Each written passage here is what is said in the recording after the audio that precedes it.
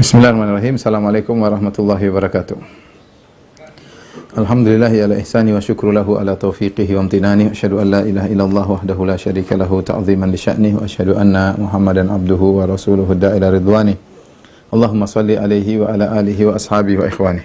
Para ikhwan dan akhwat jamaah Majelis Taklim Ghurraba Musqat yang dirahmati oleh Allah Subhanahu wa taala. Kita melanjutkan pembahasan kita tentang Asma'ullah Al-Husna, nama-nama Allah yang terindah, dan kita masuk pada pembahasan nama Allah Al-Mutakabbir, yaitu yang maha, kalau bahasa kita maha sombong atau maha tinggi. Dan nama ini Al-Mutakabbir, ya, Al-Mutakabbir ini terdapat cuma disebutkan dalam satu ayat, yaitu dalam surat Al-Hasyr ayat 23. Hasyr ayat 23. Kata Allah Subhanahu wa taala, huwallahu alladzi la ilaha illahu al-malikul quddusus salamul mu'minul muhaimin al-azizul jabbarul mutakabbir subhanallahi amma yusyrikun. Dialah Allah Subhanahu wa taala yang tidak ada yang berhak disembah kecuali Allah. Dialah al-Malik, al-Quddus, as-Salam, al-Mu'min, al-Muhaimin, al-Aziz, al-Jabbar, al-Mutakabbir, yang maha sombong, maha tinggi. Subhanallahi amma yusyrikun, maha suci Allah dari apa yang mereka persekutukan. Al-Mutakabbir, jadi cuma dalam hadis tidak disebutkan, cuma datang dalam Al-Qur'an. Secara bahasa Al-Mutakabbir dari kibar, ya, diambil dari kata lafal al-kibar.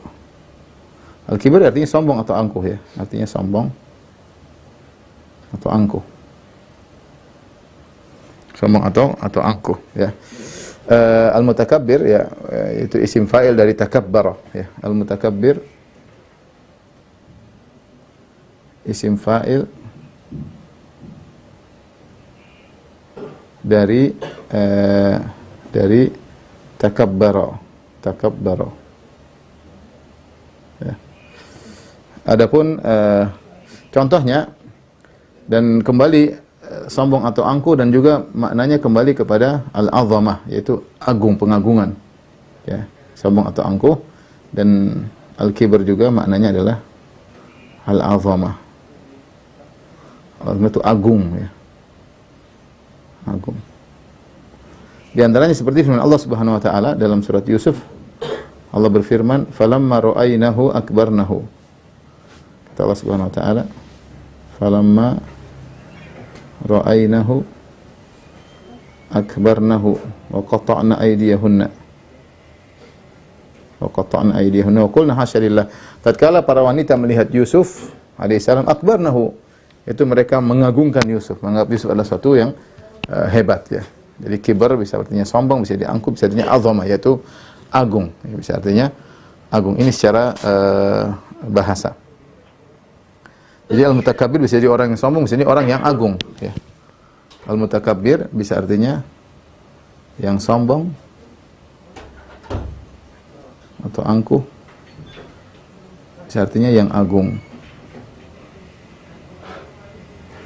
Tapi adapun secara istilah,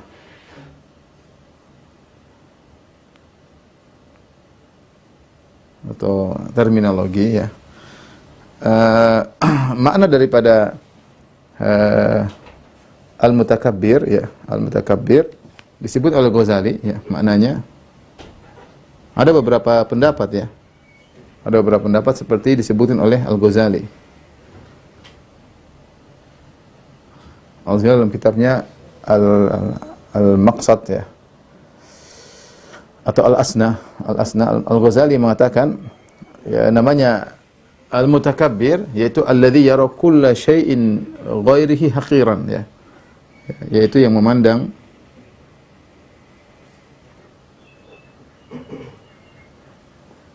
semua selainnya adalah hina, rendah. Hina atau rendah.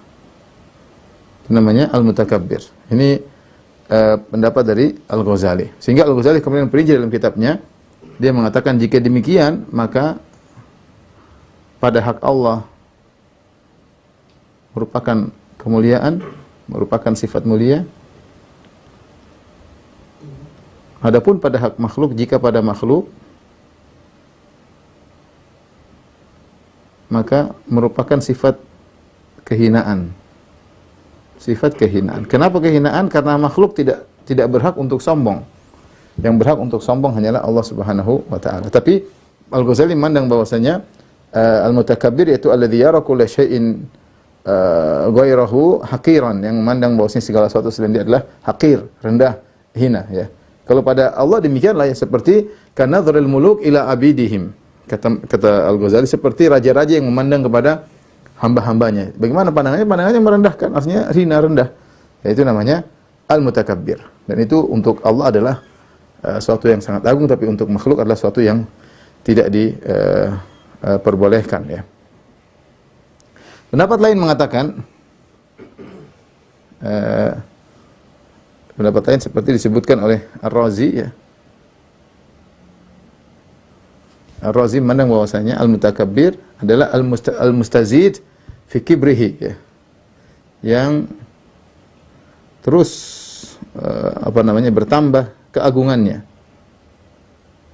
atau yang tidak terbatas keagungannya.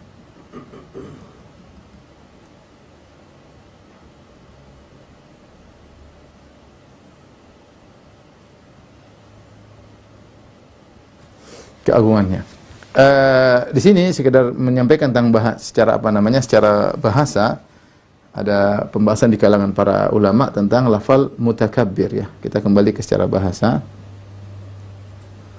Al-mutakabbir tadi kita sudah sebutkan, al-mutakabbir diambil dari takabbara. Takabbara.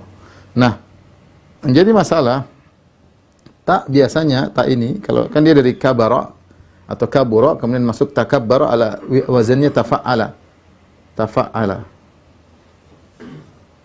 Tafa'ala. Nah, biasanya tak itu menunjukkan kepada takalluf.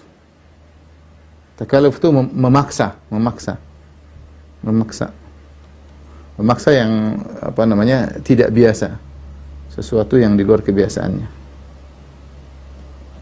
Ada kesulitan maksudnya dalam melakukannya, yaitu ada kesulitan dalam melakukannya.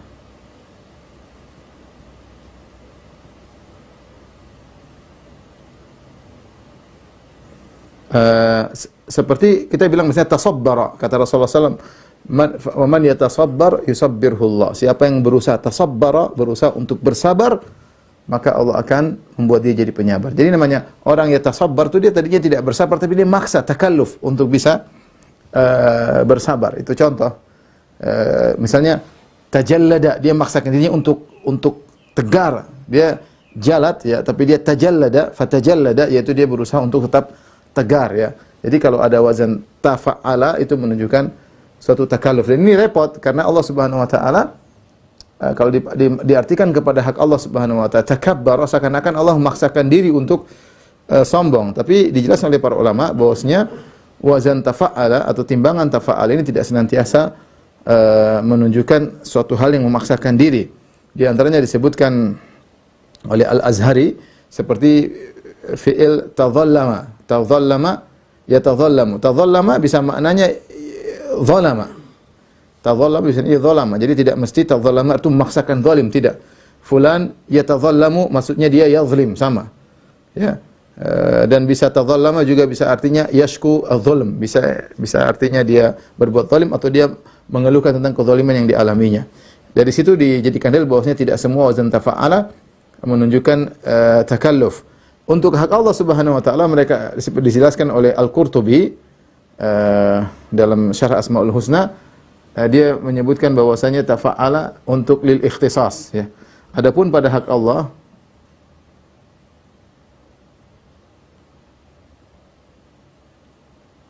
jadi takabbara ini sekedar secara bahasa Arab. Takabbara ini menunjukkan ikhtisas, lil ikhtisas, yaitu kekhususan.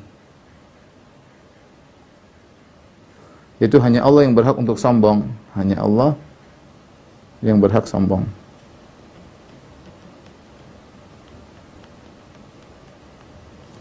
Ya, ini sekedar apa namanya pembahasan secara bahasa tentang makna takabbara yatakabbaru. Syekh Abdul Razak hafizahullah taala menyebutkan perkataan para salaf tentang makna al-mutakabbir, ya, yang saya sebutkan di antaranya berkata Qatadah bin Di'am As-Sadusi, dia mengatakan huwa alladzi takabbara an kulli su'. Namanya mutakabbir yaitu yang merasa tinggi dari segala keburukan. Dia tidak pantas bagi Allah untuk melakukan segala keburukan. Allah mutakabbir an kulli su'. Allah tinggi. Apa? Kalau kita manusia, apa itu enggak pantas buat saya. Gampangnya demikian. Jadi Allah merasa tinggi untuk melakukan keburukan, enggak ada. Dan dalam riwayat yang lain, alladzi takabbaru an sayyi'at, yaitu yang merasa tinggi untuk melakukan perkara yang buruk, enggak. Ya. Demikian juga dari Qatadah, alladzi takabbaru an kulli syarr, yang merasa tinggi untuk melakukan perbuatan yang buruk dia enggak mau. Ya. Kemudian juga Abu Ishaq As-Sabi'i berkata, alladzi yakburu an dzulmi ibadihi, yaitu yang merasa tinggi tidak pantas baginya, dia merasa tinggi tidak pantas baginya untuk melakukan kezaliman kepada hamba-hambanya. Ya. Maimun bin Mihran berkata, takabbaru anisu wa sayyi'at fala yasduru minhu ilal khairat, yaitu yang merasa tinggi dari segala perkara yang buruk, perkara yang jelek, maka tidak muncul dari Allah kecuali perkara-perkara yang baik, ya. Inilah makna takabbara, yaitu merasa tinggi, al-muta'ali, yang merasa tinggi, yang merasa hebat. Dan itu memang pantas buat Allah Subhanahu wa taala, perhatikan. Namun tidak pantas bagi makhluk. Siapa di antara makhluk yang memiliki sifat takabbur, maka ini merupakan pusat dari kehinaan, ya. Kehinaan, ya. Oleh karenanya terlalu banyak dalil yang di mana Allah murka terhadap orang yang sombong. Seperti dalam hadis kata Nabi sallallahu alaihi wasallam, Allah berfirman, al-kibriya'u ridai wal 'azamatu izari. Faman naza'ani wahidan minhuma qadhaftuhu finnar. Sungguhnya kesombongan, ya, adalah selendangku dan keagungan adalah sarungku, maksudnya adalah sifat-sifatku. Faman naza'ani fi wahidin minhuma, siapa yang mencoba-coba untuk menyaingiku pada salah satunya, pingin sombong, pingin agung, ya, qadhaftuhu finnar, aku lemparkan dalam neraka jahanam. Ya, ini menunjukkan bahwasanya sifat al-'azamah, sifat takabbur hanya milik Allah Subhanahu wa taala. Karena Allah berhak untuk sombong, berhak untuk angkuh, karena Allah memiliki segala kesempurnaan. Semuanya sifat Allah adalah sempurna, semua perbuatannya sempurna, zatnya maha sempurna. Adapun makhluk tidak memiliki apa-apa. Hal ata 'alal insani hinun minad dahri lam yakun syai'an madhkura. Tidakkah telah datang kepada manusia suatu masa di mana manusia itu bukanlah sesuatu yang disebut. Dia tidak ada, bahkan tidak disebut-sebut. Kemudian dia diciptakan oleh Allah Subhanahu wa taala. Apa yang mau dia sombongkan sementara dia dahulu tidak ada, dari al-adam menjadi wujud, dari tidak ada menjadi ada, yang menjadikan Allah Subhanahu wa taala. Manusia sekarang pun apa yang dia miliki semuanya adalah pemberian dari Allah Subhanahu wa taala, tidak pantas dia sombongkan.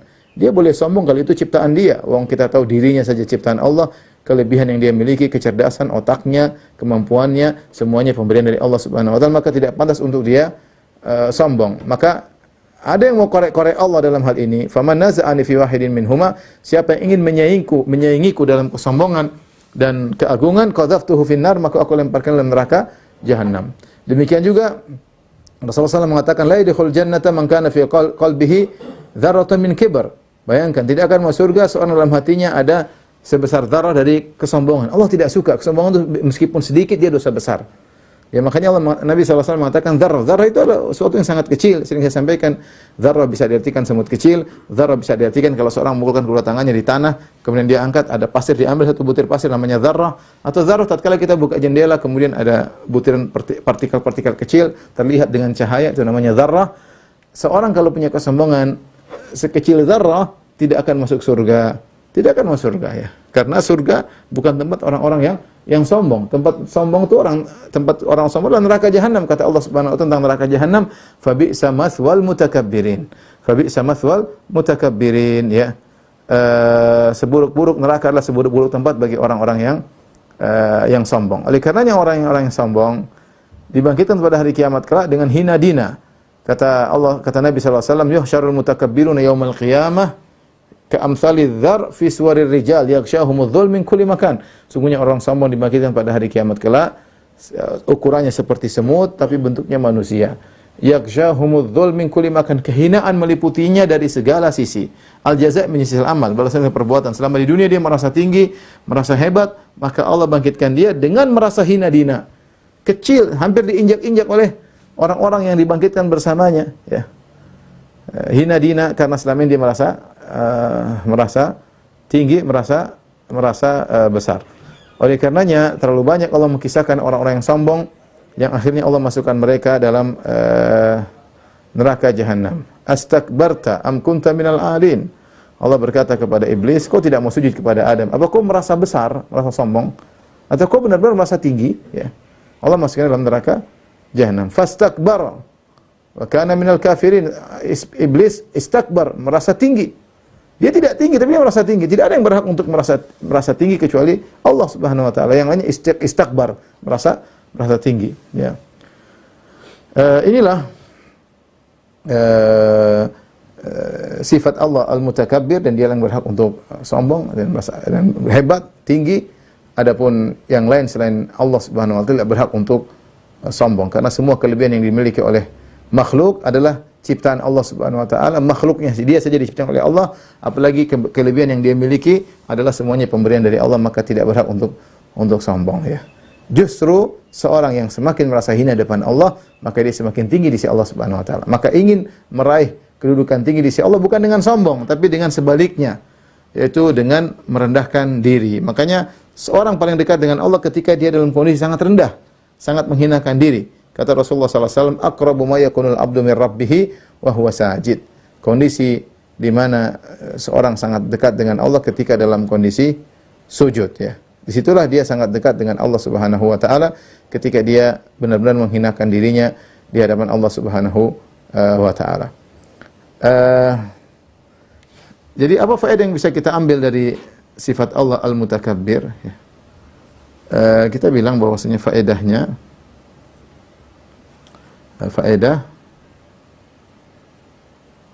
mengenal nama Allah ini di antaranya, ya, tahu bahwasanya yang berhak sombong hanyalah Allah.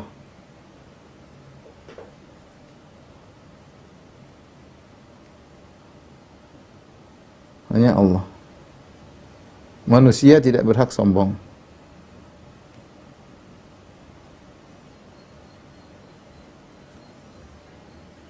Karena semua kelebihannya pemberian Allah. Karena semua pemberiannya adalah, semua kelebihannya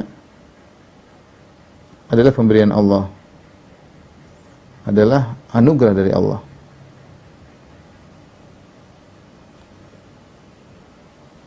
Jangan sombong sampai tidak beribadah kepada Allah. Sombong hingga tidak mau beribadah kepada Allah.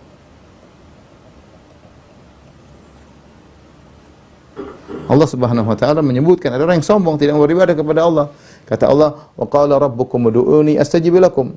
Rabbmu berkata, "Ud'uni astajib lakum." Berdoalah kepadaku, beribadahlah kepadaku, niscaya aku akan kabulkan permohonan kalian. Innal ladzina yastakbiruna an ibadati. Sungguhnya orang yang sombong dari beribadah kepadaku. La yastankifa Masih ibnu Maryam an yakuna abdan lillah. Bahwasanya Isa bin Maryam tidak merasa sombong untuk menjadi hamba Allah Subhanahu wa taala. Seorang tidak boleh sombong, ya. Di antara hal yang menakjubkan disebut oleh Syekh Abdul Razak bahwasanya sebagian orang, kata beliau, saya bacakannya, wa ajaban thumma ajaban min haula'il tugham sufaha'il uqul wal ahlam kaifa radu li anfusihim al-istikbara an ibadatil wahidil qahhar. Sungguh menakjubkan orang-orang yang bodoh tersebut, mereka yang bodoh, bagaimana mereka ridha untuk diri mereka ridha, sombong untuk tidak beribadah kepada Allah yang Maha Esa. Itu tidak mau bertauhid, mereka sombong, ya. Wal istinkaf anil ikhlas lil azizil ghaffar, dan mereka merasa enggan untuk bisa ikhlas beribadah hanya kepada Allah yang Maha Agung, Maha Kuasa. Thumma sarafu ibadatahum wa dhullahum wa khudu'ahum li hajarin minal ahjar. Namun ternyata mereka tidak sombong untuk beribadah kepada batu. Mereka sombong tidak mau beribadah kepada Allah yang Maha Esa, tapi mereka tidak sombong mau tunduk untuk beribadah kepada batu, au syajaratin, atau beribadah kepada pohon, ya, atau kepada makhluk manapun. ke kuburan, ya subhanallah. Saya tadi baru lihat klip video seorang wanita pergi ke kuburan, kemudian ke Sayyid Ahmad Al-Badawi, kemudian dia berkata, "Ya Sayyid Al-Badawi, ya Syekh Al-Arab, wahai syekhnya orang-orang Arab, ya, isfili, sembuhkanlah aku." Subhanallah, langsung minta. Ajib, syirik. Syirik yang sore yang jelas. Ke kuburan minta kepada penghuni kubur, minta disembuhkanlah, minta ini macam-macam. Perhatikan, jadi aneh, tidak mau sombong untuk tidak mau beribadah kepada Allah Subhanahu wa taala, tapi tidak sombong untuk beribadah kepada batu, kepada pohon, kepada makhluk manapun. Fala ilaha illallah kaifa dhahabat uquluhum anil haqqi wal huda. Sungguh la ilaha illallah, tidak sembahan yang berhak disembah kecuali Allah. Bagaimana hilang akal mereka dari petunjuk dan kebenaran. Wa amiyat absaruhum anin nuri wad dhiya, dan mata mereka tertutup ya dari melihat cahaya. Subhanallah ma asna'aha min hal. Sungguh sangat buruk kondisi mereka. Allah Subhanahu wa taala berfirman, yaqulu Allah taala Allah taala, wa idza dzukira Allah wahdahu shma'azzat qulubul ladzina la yu'minu bil akhirah. Jika disebutkan Allah sendiri, disebutkan Allah, maka mereka merinding, mereka tidak mau, merasa tidak enggan untuk beribadah kepada Allah. Wa idza dzukira alladzina min duni idzahum yastabshirun. Tapi kalau disebutkan selain Allah Subhanahu wa taala, maka habis lagi pengajian sayang, habis lagi pengajian. Oh iya, iya. Jika disebutkan selain Allah Subhanahu wa taala, idzahum yastabshirun, maka kemudian mereka gembira ya. Kalau disebutkan tauhid mereka enggan, tapi kalau syirik mereka semangat. Allah berfirman, innahum kanu idza qila lahum la ilaha illallah istakbirun. Mereka kalau dikatakan la ilaha illallah, tidak ada sembahan yang berhak disembah kecuali Allah, yastakbirun, mereka sombong, tidak mau. Wa yaquluna inna latariku alihatina li syai'in majnun. Kata mereka, apa kita harus meninggalkan sembahan-sembahan kami gara-gara seorang penyair gila. Ya, yaitu Rasulullah SAW. Wa idza dzakarta rabbaka fil Qur'ani wahdahu wallau ala adbarihim nufura. Kalau kau sebutkan dalam Al-Qur'an Rabbmu yang Maha Esa, mereka berpaling. Jadi aneh ada orang seperti ini, ya. Sombong, tidak mau beribadah kepada Allah, tapi kalau untuk syirik semangat, ya. Alama asfahaha min uqul, kata Syekh Abdul Razak hafizahullah taala, sungguh bodoh akal-akal tersebut. Na'udzubillahi minadh-dhalal, kita berlindung kepada Allah dari kesesatan. Wa nas'alu subhanahu an yarzuqana dhul li janabihi, dan kita mohon kepada Allah kehinaan untuk Allah Subhanahu wa taala. Kita ingin hina di hadapan Allah Subhanahu wa taala. Wa an yu'aidzana min sabilil mustakbirin, dan kita berlindung kepada Allah agar dijauhkan dari jalan orang-orang yang sombong. Jadi ini di antara faedah kapan kita hina di hadapan Allah, itu kita semakin tinggi. Ya, makanya orang yang paling tinggi di sisi Allah orang yang paling bertawakal. Kenapa dia bertawakal? Artinya dia serahkan segala urusan kepada Allah, dia bertawakal. Orang yang masuk surga tanpa hisab adalah orang yang bertawakal, jauh dari segala kesombongan. Ya. Maka sering kita bertawakal kepada Allah, menyerahkan segala urusan kepada Allah agar kita jauh dari namanya penyakit sombong, dari penyakit ujub. Kita tahu bahwasanya yang berhak sombong hanyalah Allah Subhanahu wa taala. Jadi saya ingatkan kepada diri saya, kepada saya pribadi, kepada ikhwan semua dan akhwat semua, kalau kita diberi kelebihan oleh Allah Subhanahu wa taala, ya, maka kelebihan tersebut adalah untuk kita syukuri, bukan untuk menjadikan diri kita sombong, mentang-mentang merasa tinggi daripada yang lainnya. Kapan kita merendahkan orang lain, itulah kesombongan, dan itu salah. Ya, makanya Rasulullah SAW ketika dijelaskan tentang sombongan, Rasulullah mengatakan al-kibr ghamtun nas, yaitu merendahkan orang lain, memandang orang lain hina, tidak memandang orang lain tidak ada nilainya, tidak menghargai orang, tidak menghargai karya orang, tidak menghargai, pokoknya memandang remeh orang lain. Itulah kesombongan, itulah yang kelihatannya sepele, tapi dia merupakan dosa besar, karena yang berhak sombong hanyalah Allah Subhanahu wa taala. Baik, jawabin di foto.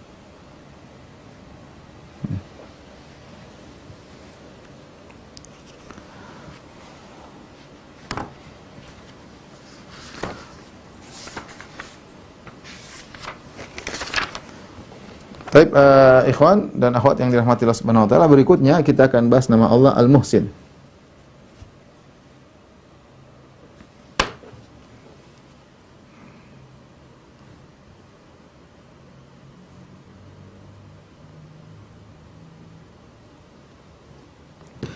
Al-Muhsin, ya.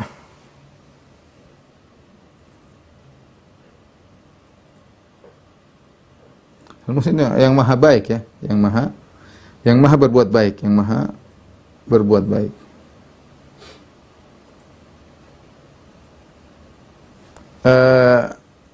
Nama Al-Muhsin dalam Al-Quran tidak ada nama Al-Muhsin. Nama Al-Muhsin.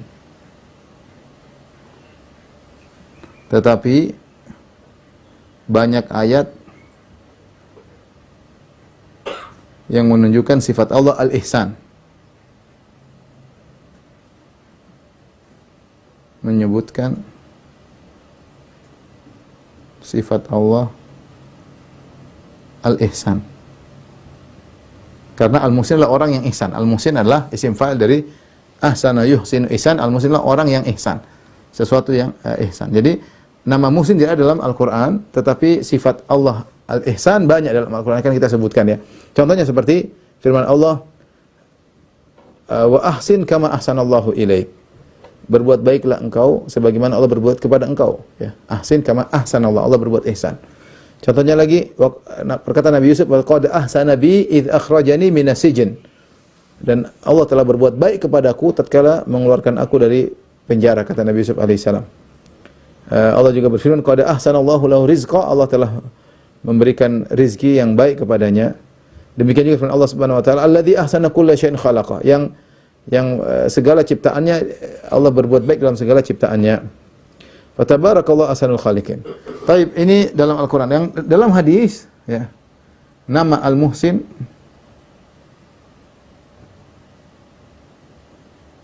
datang dalam hadis. Dalam hadis ada 3 riwayat, yaitu pada 3 hadis. Syekh Abdul Razak hafizahullah taala punya buku judulnya Isbat Annal Muhsin min Asma'illahi taala. Menunjukkan judulnya risalah tersebut secara tipis, Annal Isbat Annal Muhsin min Asma'illah. Dalil menunjukkan bahwasanya Al-Muhsin adalah nama dari nama-nama Allah Subhanahu wa taala. Karena masalah nama Allah Al-Muhsin ada khilaf di kalangan para ulama. Kembali kepada hadisnya sahih atau hadisnya dhaif ya. Namun banyak ulama yang menyatakan Al-Muhsin adalah termasuk dari nama-nama Allah Subhanahu wa taala, seperti Ibn Taimiyah rahimahullahu taala, kemudian Ibn Al-Qayyim rahimahullahu taala, Al-Qurtubi rahimahullahu taala sebelum mereka, kemudian juga ulama sekarang misalnya Ibn Al-Utsaimin rahimahullahu taala, kemudian Abdul Qadir Alawi Saqqaf ya. Banyak ulama menyebutkan Al-Muhsin termasuk nama Allah, dan oleh karenanya Syekh Abdul Razak dalam risalahnya tersebut menyebutkan banyak ulama, sekitar 50 ulama yang namanya Abdul Muhsin. Di antara ulama zaman sekarang yang namanya dinisbahkan kepada nama Allah Al-Muhsin adalah Abdul Muhsin Al-Abbad Al-Badr, bapaknya Syekh Abdul Razak. Syekh Abdul Razak bin Abdul Muhsin Al-Abbad Al-Badr ya. Sehingga nama ayah beliau itu Abdul Muhsin. Saya masih ingat ketika anak saya lahir, saya namakan anak saya dengan Abdul Muhsin, maka Syekh Abdul Razak besoknya membawa risalah tersebut. Ini risalah judulnya Itsbat Annal Muhsin Asma'illah. Kemudian kasih hadiah kepada saya di kelas ya, untuk menjelaskan bahwasanya nama anakmu Abdul Muhsin itu benar ya, tidak jadi masalah karena Al-Muhsin adalah dari nama-nama Allah Subhanahu wa taala ya. Ada 3 hadis yang menyebutkan bahwasanya Al-Muhsin adalah nama Allah. Di antaranya hadis Anas bin Malik, kemudian hadis yang kedua hadis Syaddad bin Aus, yang ketiga adalah hadis Samurah bin Jundub ya. Jadi 3 hadis ya. Yang pertama hadis Anas bin Malik, dari Anas bin Malik radhiyallahu taala anhu, kemudian hadis yang kedua dari Syaddad bin Aus,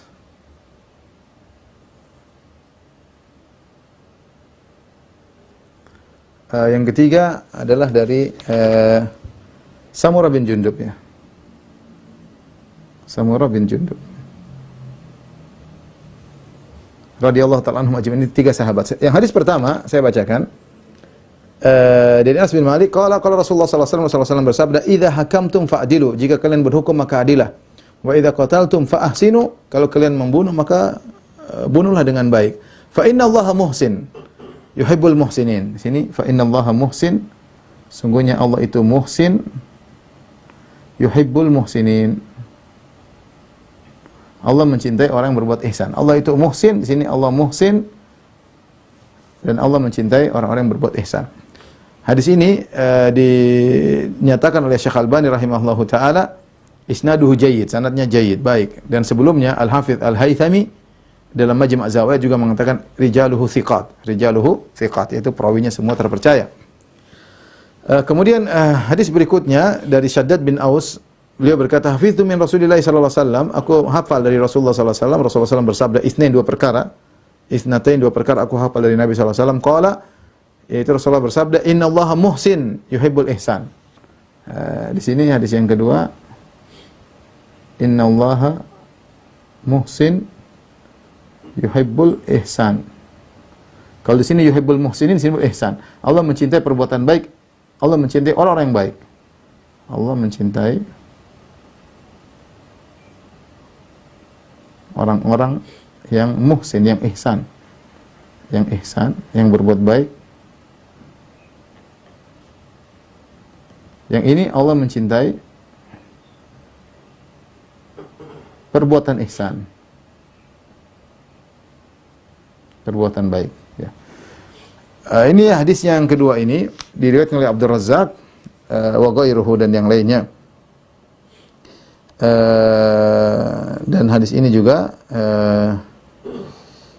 adalah hadis yang sahih ya.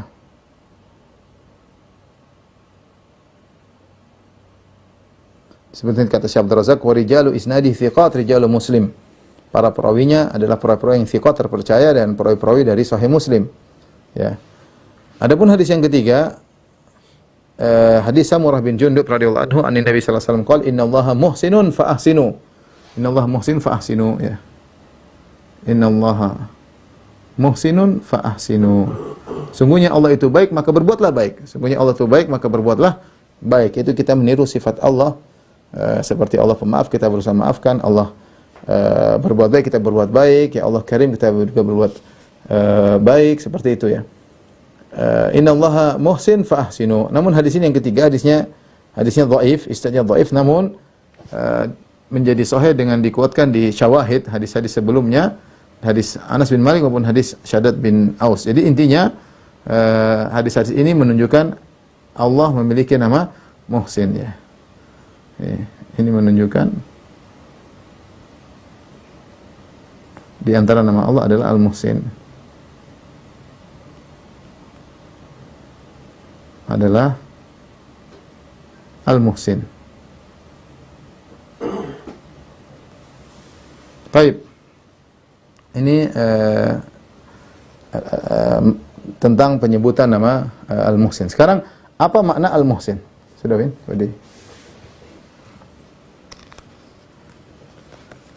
Saya sebutkan tadi nama para ulama menyebutkan Al-Muhsin termasuk nama Allah, di antaranya Ibnu Taimiyah rahimahullahu taala, ya, Ibnu Al-Qayyim rahimahullahu taala, ya. Sini dinukil oleh Syekh Abdul Razzaq dalam nukilan-nukilannya dan juga ulama-ulama yang lain ya. Syekh Abdul Razzaq mengatakan dalam risalahnya tadi, saya telah mengumpulkan para ulama yang bernama Abdul Muhsin sampai pada ujung abad yang ke-9, maka jumlah ulama yang namanya Abdul Muhsin lebih dari 50 orang. Lebih dari 50 orang. Baik, makna Al-Muhsin.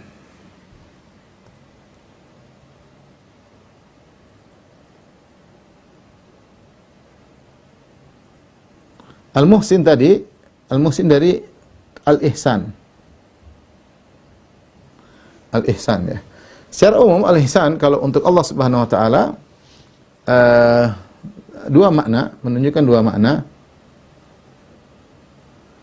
Dua makna yaitu al-ihsan ilal ghair, berbuat baik kepada yang lain.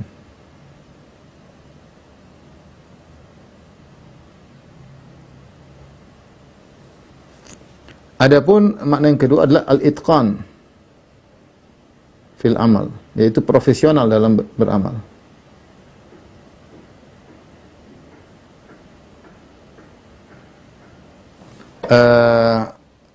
Kalau yang ayat ini, yang Allah Al-Ihsan, makna Al-Muhsin Al-Ihsan, berbuat baik kepada yang lain, banyak sekali tadi sudah saya sebutkan ayat-ayatnya, seperti perkataan Nabi Yusuf alaihissalam, waqad ahsana bi id akhrajani minas sijn. Allah telah berbuat baik kepadaku.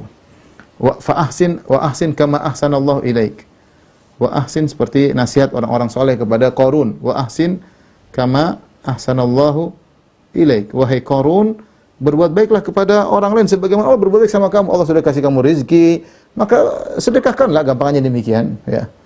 Ahsin kama ahsanallahu ilaik. Seperti wa ahsinu innallaha yuhibbul muhsinin, ya. Kemudian contohnya seperti firman Allah, qad ahsanallahu lahu rizqa. Allah telah berbuat baik, qad ahsanallahu lahu rizqa.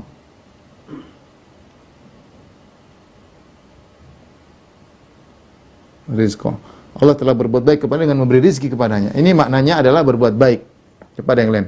Ada makna yang lain bahwasanya namanya ihsan adalah al-itqan, yaitu profesional dalam beramal. Seperti firman Allah Subhanahu wa taala, kata Allah Subhanahu wa taala, "Alladzi ahsana kulla syai'in khalaqah." Alladzi ahsana kulla syai'in khalaqahu. Yaitu yang telah berbuat baik dalam segala ciptaannya. Yang telah berbuat baik dalam segala ciptaan, itu yang profesional dalam segala ciptaannya. Artinya ciptaan Allah tidak ada yang rusak, semuanya profesional. Allah menciptakan lalat yang buruk dengan ciptaan yang hebat, yang mutqan, yang Allah ihsan ketika berbuat menciptakan lalat, ya. Allah menciptakan manusia dengan hebatnya, dengan sifat-sifatnya. Semua tumbuh-tumbuhan Allah ciptakan dengan profesional, dengan profesional, yang itu fatabarakallahu ahsanul khaliqin, seperti ini.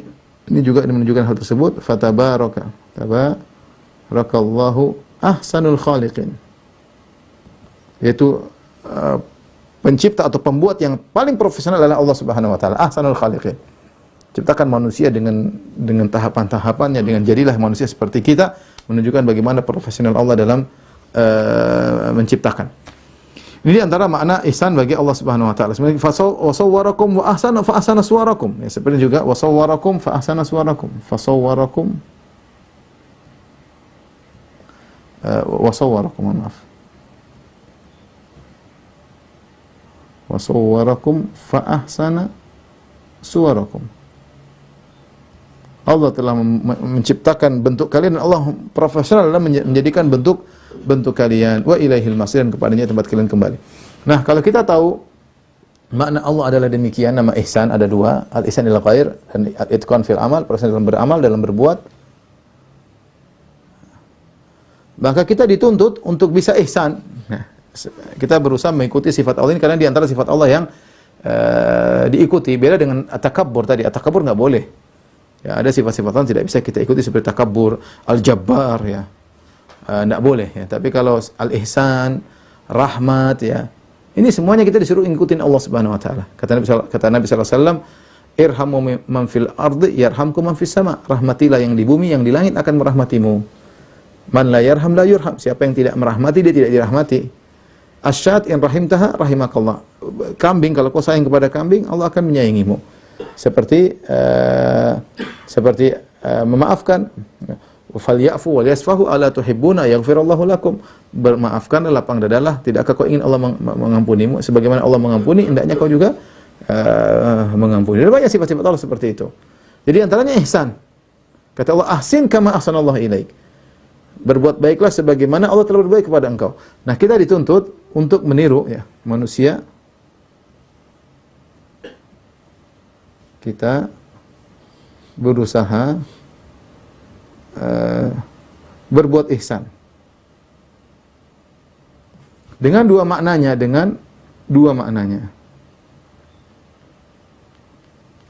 Yang pertama adalah al-ihsan ilal ghair, berbuat baik kepada sama manusia, orang lain, dengan segala jenis kebaikan,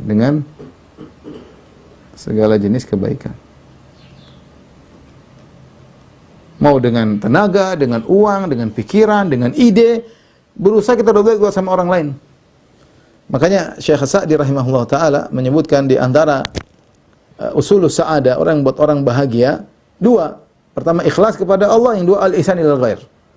Ikhlas kepada Allah membuat kita bahagia, berbuat baik sama orang lain membuat kita bahagia. Karena kalau kita berbuat sama orang lain, kita akan dibalas oleh Allah. Sebagaimana Anda membahagiakan orang lain, Anda akan diberi kebahagiaan oleh Allah Subhanahu wa taala. Jadi kita berusaha berbuat baik kepada orang lain. Ibadah, ikhwan dan akhwat yang rahmati Allah Subhanahu, ibadah bukan cuma antara hubungan kita dan Allah Subhanahu wa taala. Ibadah, pintu ibadah terbuka hubungan kita sama manusia. Berbuat baik kepada tetangga, berbuat baik kepada kerabat, berbuat baik kepada orang lain, kepada orang miskin, kepada yatim. Berusaha berbuat baik, berikan sesuatu yang bisa kita berikan kepada mereka. Semua dicatat oleh Allah Subhanahu wa taala. Ihsan ilal ghair. Yang kedua adalah berusaha profesional dalam bekerja. Profesional dalam beramal. Baik dalam amal ibadah maupun dalam amal pekerjaan. Kerjaan duniawi. Ya. Amal ibadah agar mencapai derajat ihsan. Dengan mencapai derajat ihsan. Derajat ihsan, yaitu merasa diawasi oleh Allah, merasa seakan-akan melihat Allah atau diawasi oleh Allah Subhanahu wa taala. Kata Allah Subhanahu wa taala, "Lilladzina ahsanul husna wa ziyadah." Lilladzina ahsanu al-husna wa ziyadah. Kata Allah, bagi orang-orang yang berbuat ihsan mendapatkan surga. Al-husna maksudnya surga. Al-husna adalah surga. Ziyadah artinya melihat wajah Allah. Sebagian ulama seperti Ibnu Rajab Al-Hambali mengatakan ketika seorang berusaha beribadah seakan-akan dia melihat Allah, maka ganjarannya di akhirat dia akan melihat wajah Allah Subhanahu wa taala. Ganjaran di akhirat dia akan melihat wajah Allah Subhanahu wa taala, ya. Ganjaran di akhirat dia akan melihat wajah Allah Subhanahu wa taala. Karena selama di dunia berusaha seakan-akan melihat Allah. Kalau dia tidak bisa merasa seakan-akan melihat Allah, dia merasa dilihat oleh Allah Subhanahu wa taala. Makanya di antara perkataan yang indah yaitu Nabi Yusuf alaihissalam ketika dia setelah diangkat menjadi bendaharawan, kemudian datang kakak-kakaknya yang pernah berbuat zalim kepada dia, maka Nabi Yusuf mengatakan, ya, "Ana Yusuf hadza akhi qad manna Allahu alaina. Ya, innahu may yattaqi wa yasbir fa inna Allaha la yudhi'u ajral muhsinin." Jadi kakaknya mengatakan, "Innaka la anta Yusuf." Kau ini Yusuf, wahai sang pejabat. Apakah kau Yusuf? Kata Yusuf alaihissalam, "Na'am, ana Yusuf." Saya Yusuf, ini saudaraku Binyamin. "Qad manna Allahu alaina." Sungguhnya Allah telah berbuat anugerah, memberikan anugerah kepada kami. Kemudian kata beliau, "Innahu may yattaqi wa yasbir." Barang siapa bertakwa dan bersabar, fa inna Allaha la yudhi'u ajral muhsinin. Sungguhnya Allah tidak akan menyia-nyiakan ganjaran orang-orang berbuat ihsan. Kata sebagian ulama, Yusuf alaihissalam, kalau tidak salah Ibnu Taimiyah rahimahullah, dia mengatakan Yusuf alaihissalam berbuat ihsan dalam segala kondisinya. Ketika dia dipisahkan dari bapaknya oleh kakak-kakaknya, ketika dia dimasukkan dalam sumur, dibuka bajunya dimasukkan dalam sumur, dia selalu merasa Allah melihatnya. Subhanallah. Ketika dia dijual jadi budak, dia merasa Allah sedang mengawasinya. Dia berbuat ihsan dalam segala kondisi. Dalam ibadahnya dia berbuat ihsan, tatkala sedang dapat musibah dia juga berbuat ihsan. Tatkala sedang diuji dia merasa ihsan. Jadi ihsannya Yusuf alaihissalam dalam segala hal, bukan cuma ketika sedang beramal soleh, tapi sedang diuji, ya, sedang dijual jadi budak, dia tahu Allah sedang memperhatikan dia. Makanya ketika dia mencapai derajat yang tinggi secara dunia menjadi pejabat, dia mengatakan ini ganjaran, fa inna Allah la yudhi'u ajral muhsinin. Allah tidak menyia-nyiakan orang yang berbuat ihsan. Jadi seorang berusaha beramal saleh dengan profesional. Apa bentuk profesional? Maka ihsan itu profesional karena dia tingkatan yang paling tinggi. Islam, iman, baru ihsan. Artinya kalau Anda sudah beribadah dengan ihsan, berarti Anda sudah profesional dalam beramal saleh. Anda merasa Allah senantiasa mengawasi apa yang Anda lakukan. Demikian juga dalam urusan duniawi, juga demikian, ya. Dalam hadis kata Nabi sallallahu alaihi wasallam, "Innallaha yuhibbu idza amila ahadukum amalan an yutqinahu." Ya. Allah suka jika salah seorang dari kalian bekerja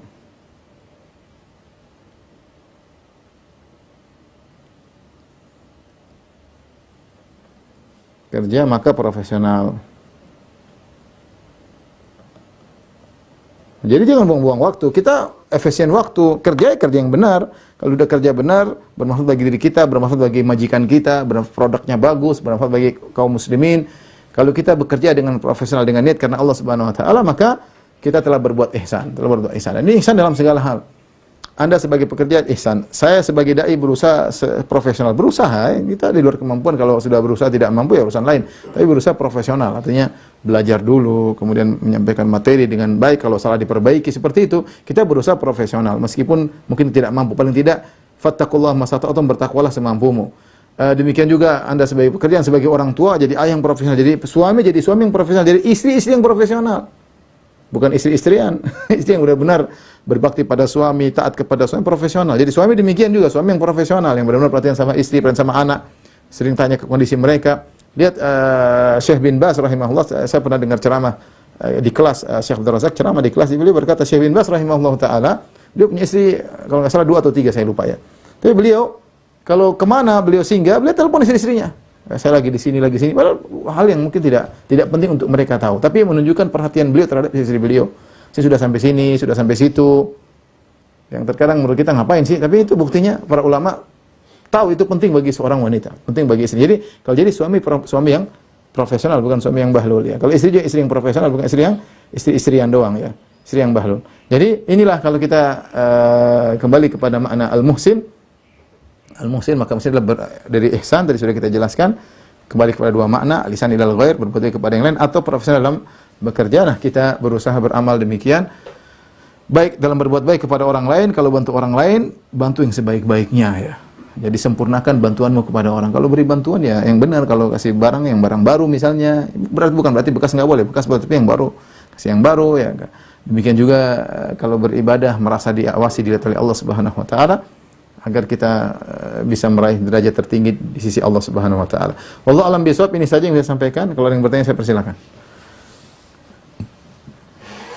Jazakumullah Ustaz, barakallahu fiik atas kajian yang telah sampaikan. Alhamdulillah kita telah mendengarkan kajian dengan nama Allah yang lain, yaitu Mutakabir dan Muhsin, dan beberapa poin yang telah disampaikan oleh Ustaz yang harus kita cermati dalam kehidupan kita sehari-hari. Ada beberapa pertanyaan yang masuk Ustaz. Mungkin untuk yang pertama kita bacakan. Assalamualaikum warahmatullahi wabarakatuh Ustaz. Assalamualaikum Ustaz. Izin bertanya, bagaimana mendeteksi kesombongan pada diri kita, dan apakah sudah terhitung dosa ketika terlintas kesombongan dalam hati? Karena terkadang terlintas begitu saja Ustaz, tanpa kita sadari. Jazakallahu Ustaz. Kita tahu ada dosa-dosa hati. Dosa-dosa itu tempatnya di hati. Meskipun kita tidak mengungkapkan, itulah dosa. Hasad dosa hati, sombong dosa hati, riya dosa hati, meskipun kita nggak ungkapin. Karena dosa itu berkaitan dengan hati, berbeda dengan dosa berkaitan dengan fisik ya. Tidaklah orang dikatakan zina kecuali ada actionnya. Kalau cuma ingin zina belum dikatakan zina. Ya. Ingin merampok belum dikatakan merampok. Kalau sudah merampok baru action, karena itu dosa berkaitan dengan anggota tubuh. Adapun kalau dosa-dosa hati seperti sombong, hasad itu di hati itulah dosa. Tetapi kalau berupa khawatir baru numpang lewat, kemudian kita lawan, nggak ada masalah. Sombong segera kita tepis, karena tidak ada yang bisa selamat dari hal tersebut. Tidak ada yang selamat dari hasad, tidak ada yang selamat dari sombong, tidak selamat dari riya, tapi tugas kita menepis. Bukan kita memelihara perasaan tersebut dalam hati, merasa nyaman dengan perasaan tersebut, merasa tinggi, itulah sombong. Kita bisa mendeteksinya kalau kita cek dengan benar hati kita. Ya. Kita cek dengan benar hati kita. Ya. Jadi segera ditepis. Wallahu a'lam bishawab. Pertanyaan yang kedua Ustaz, barakallahu fiik Ustaz atas ilmu yang diberikan. Semoga Ustaz dan keluarga dalam keadaan sehat selalu dalam lindungan Allah SWT. Berkaitan dengan kesombongan, terkadang kesombongan itu ada tanpa kita sadari Ustaz. Sebagai manusia, banyak dari ucapan seperti karena kamu saya menjadi perempuan muslim yang lebih baik, karena dokter saya jadi sembuh dan sebagainya Ustaz. Padahal tidak ada maksud dalam hati kita untuk mengucapkan yang demikian Ustaz. Bagaimana kita harus bersikap dan berhati-hati dalam ucapan seperti ini Ustaz, supaya terhindar dari bahaya kesombongan Ustaz? Kalau itu bukan sombong sih, itu namanya kita lupa menyandarkan nikmat kepada selain Allah, menyandarkan nikmat kepada sebab. Sombong itu kita merasa orang lain rendah, itu namanya sombong. Adapun kita bilang karena kamu saya sembuh, karena dokter sembuh, itu bukan namanya sombong, bukan namanya ujub, tetapi masalah menisbahkan nikmat kepada sebab, bukan kepada al-mun'im, bukan kepada pemberi anugerah yang sesungguhnya. Seharusnya kita mengatakan alhamdulillah karena Allah, kemudian dengan sebab kamu. Seperti itu mudah, kita rubah lafal aja. Tentu orang yang mengucapkan karena kamu, dia tahu itu dari Allah, dan itu kita makanya tidak dikatakan dia syirik akbar tapi dia syirik lafal karena niatnya bukan begitu ya. Niatnya bukan begitu tapi lafalnya begitu ngucapinnya. Ya, sehingga ini namanya syirik alfaz. Syirik alfaz, syirik kecil. Maka caranya kita harus menata lafal kita. Justru di saat kita ingat tentang anugerah harusnya kita sandarkan kepada Allah, bukan kepada orang. Oh, gara-gara kamu ya Allah kalau mungkin saya sudah ya. Kita bilang alhamdulillah Allah kirim kamu, ya seperti itu bagus. Alhamdulillah saat susah Allah kirim kamu. Jadi tetap saja kepada Allah Subhanahu wa taala. Ya, kalau tidak kita terjerumus dalam syirik kecil. Allah a'lam bishawab. Ustaz, pertanyaan berikutnya, Assalamualaikum Ustaz.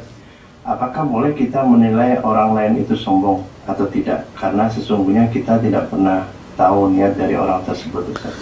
Sombong tidak boleh kita nilai hatinya, tapi perilakunya bisa indikasi. Boleh, ya. Allah menyebutkan indikasi orang yang sombong. Wala tusair khaddaka lin-nasi wala tamshi fil ardi maraha. Janganlah engkau berbicara dengan memalingkan wajah. Jangan kau berjalan dengan seperti orang sombong. Kita bisa nilai ucapan. Ucapan saya yang begini itu sombong berarti. Kita ini sombong, ucapan sombong yang menunjukkan hatinya sombong. Adapun kalau dia tidak melakukan tidak mengulangi sesuatu gerakan yang sombong, tidak mengucapkan lafal-lafal yang sombong, tidak boleh. Itu isi hati manusia. Kita nggak boleh menilai. Kita bisa menilai karena kesombongan itu bukan hanya di hati, tapi dia teraplikasikan, termunculkan dalam bentuk ucapan maupun dalam bentuk gerakan. Allah a'lam bishawab. Ustaz, boleh berapa pertanyaan lagi, Ustaz? Boleh, dua boleh. Pertanyaan berikutnya, Ustaz. Assalamualaikum warahmatullahi wabarakatuh. Izin bertanya.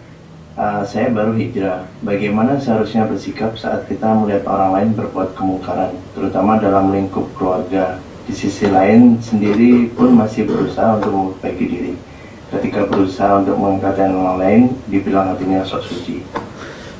Saran saya kalau baru hijrah, kuatkan dulu iman. Mungkin praktek nahi mungkar belum dulu, karena mungkin ketika praktek manfaatnya tidak ada, karena kita saja baru hijrah. Kita selamatkan diri kita dulu, sampai ada boleh ngaji, mulailah kita bernahi mungkar dengan cara-cara yang baik. Karena bernahi mungkar punya fikih sendiri. Nah, kita butuh belajar bagaimana cara bernahi mungkar, bukan baru ini langsung semangat, langsung jebral sana, akhirnya kita sendiri KO nanti ya. Oleh karenanya kita kuatkan dulu iman, apalagi baru hijrah, kuatkan iman, banyak ngaji. Mulailah kita mungkin sharing pengalaman dengan teman-teman yang sudah mengaji, bagaimana cara untuk bernahi mungkar yang baik. Allah a'lam bishawab. Pertanyaan berikutnya tentang sombong juga. Orang-orang yang sombong diancam hukuman yang banyak karena tidak hanya diancam di akhirat tapi juga di dunia. Kira-kira bagaimana hukuman yang disegerakan di dunia, Ustaz? Karena Allah Azza wa Jalla sudah mengancamnya dengan masukannya ke neraka jahanam di kehidupan akhirat. Allah alam bisawab ya. Banyak orang yang sombong yang Allah binasakan ya. Amma adun fastakbaru fil ardi bighairi haqq. Adapun Ad, mereka sombong. Mereka qalu man asyaddu minna quwwah. Kata mereka, siapa yang lebih kuat daripada kami? Sombong dengan kuatannya Allah binasakan. Nah, hadis Rasulullah SAW menyebutkan bainama rajulun yamshi fi hullatin seorang berjalan dengan bajunya dan dia ujub ya, dan ujub itu adalah langkah menuju sombong ya. Idh khasafallahu bihil ard, maka Allah benamkan dia dalam bumi. Lihatlah Qarun, Allah benamkan dalam bumi ya. Fa kharaja ala qaumihi fi zinatih. Dia keluar dengan sombongnya, dengan segala kemewahannya. Kemudian Allah pun fa khasafna bihi wa bidarihil ard. Kami pun benamkan ini juga hartanya dalam bumi. Lihatlah bagaimana Ya'juj Ma'juj ketika mereka keluar, mereka sudah bunuh semua penghuni bumi. Kemudian mereka mengatakan qad intahaina min ahlil ard baqiya alaina ahlus sama, kita sudah binasakan seluruh penghuni bumi, tinggal penghuni langit. Maka mereka lemparkan panah mereka ke langit, kemudian panah tersebut jatuh berlumuran darah padahal tidak ada yang kena. Di puncak-puncak kesombongan Allah kirim apa? Allah kirim ulat untuk membasmi mereka. Lihatlah Abraha begitu sombong ketika membawa 12 ekor gajah untuk menghancurkan Ka'bah. Ketika diingatkan oleh kakek Nabi Abdul Muttalib bahwasanya walil Ka'bah rabbun yahmiha, Ka'bah itu ada Tuhan yang akan menjaganya, kata dia maka yamtani aminni, dia tidak bisa mencegahku untuk menghancurkan rumahnya. Maka akhirnya dibinasakan oleh Allah dengan burung, dengan sekarang hina burung aja, enggak usah macam-macam. Enggak usah Allah kirim besi, enggak usah Allah kirim halilintar, Allah kirim burung untuk membinasakan mereka. Yang kita khawatir orang sombong itu, terkadang mereka dibinasakan oleh di puncak-puncak kesombongan, dibuat istidros, terus sombong di puncak kesombongan, Allah matikan mereka. Seperti Abraha di puncak kesombongan, seperti Ya'juj dan Ma'juj di puncak kesombongan, Fir'aun di puncak kesombongan dibinasakan oleh Allah Subhanahu wa taala. Kalau tidak dibinasakan di dunia, dia akan disiksa di akhirat kelak. Demikian wabillahi taufiq wal hidayah. Assalamualaikum warahmatullahi wabarakatuh. Waalaikumsalam warahmatullahi wabarakatuh. Jazakumullah Ustaz, barakallahu fiik. Jazakumullah khair pada timur.